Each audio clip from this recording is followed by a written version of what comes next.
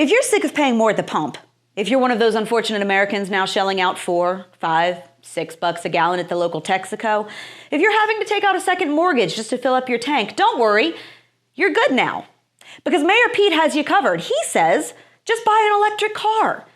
Easy peasy lemon squeezy, just cough up about 50 grand for a Prius, another $2K for a Charger, about 20,000 for a solar roof. Unless, of course, you want to pay a higher electric bill. But see, there are no worries here.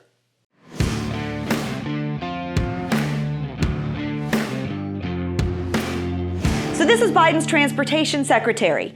You know, the one who said he has the expertise to oversee an entire nation's infrastructure system because he'd ridden on a train once as a child. So as we get into this, just remember that we're working with a box of crayons here, and about half of them are broken.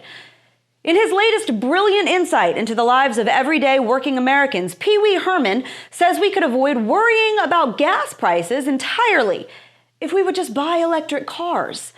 Okay, now, I know the guy just came back from like 4 solid months of paid paternity leave so he and his husband could bond with the infants that neither of them gave birth to. So maybe he's a little rusty on the basics, but still, this is a great big steaming pile of stupid. Let's get started. According to Kelley Blue Book, the average price for an electric car in April of 2021 was $51,532. That's about $11,000 more than the average price of a gas-powered vehicle. Now, I know Pete here doesn't math well, considering he once suggested everyone could pay a per-mile gas tax to help cover this administration's multi-trillion-dollar infrastructure plan. But it stands to reason that Americans who are struggling to afford a $1+ increase for a gallon of gas probably don't have 50 grand sitting in their bank account earmarked for a Tesla. Then we've got the question of how to power the dumb thing. So according to Buttigieg, we can all avoid the economic calamity of high gas prices if we just buy electric cars that we can just plug into the wall every night. Okay, now what exactly do you think charges the battery, brain trust? The magical energy fairy? Is there a little team of hamsters in the sheetrock running on a wheel? You know electricity comes from somewhere, right? In the United States, the vast majority of the nation's electricity is generated by natural gas, coal, and nuclear energy. For the granola crunchers out there, that means that at night, when you plug your Prius into the garage wall and go Betty Bye, your green car that makes you feel like Captain Planet is getting nice and charged up thanks to the local power plant burning evil fossil fuels. And it ain't free. The money you save on gas, you'll end up spending on your power bill. If your wall socket isn't cutting it, you can always upgrade to a level 2 charger, which can cost anywhere from $1 to $4 grand. Or you can just put a crap ton of ugly solar panels on your roof for about $25,000. Either way, you're still paying for electricity, which, fun fact, is also increasing in price.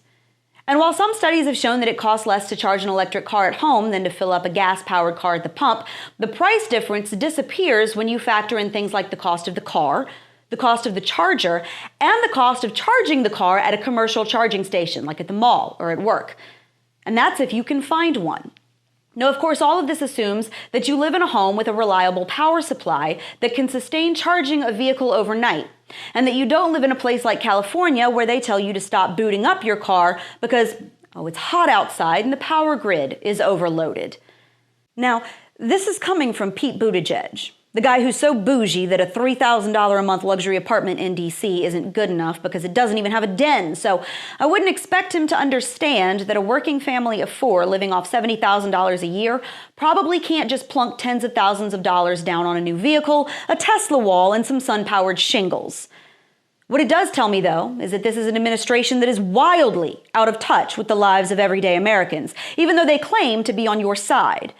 It's an administration that not only drives up the price of gas by shutting down pipeline projects, now they're going to start charging gas companies even more to drill for oil on federal land, and then put the onus on you to deal with the consequences by telling you to just go buy a new car. What's the big deal? Well, the big deal, Pete, is that there are issues that affect real people in real time. Americans are struggling under higher gas prices, higher grocery prices, and massive inflation that's not going away anytime soon. And it's about to start hitting people's wallets in a big way. And this administration that rolls around in tax-funded gas-guzzling motorcades is entirely 100% to blame. And they expect you and your family to shoulder the burden. Remember that. And that's your Reality Check, America. Make sure you subscribe to our YouTube and Rumble pages, like us on Facebook and Twitter, and stay sane out there.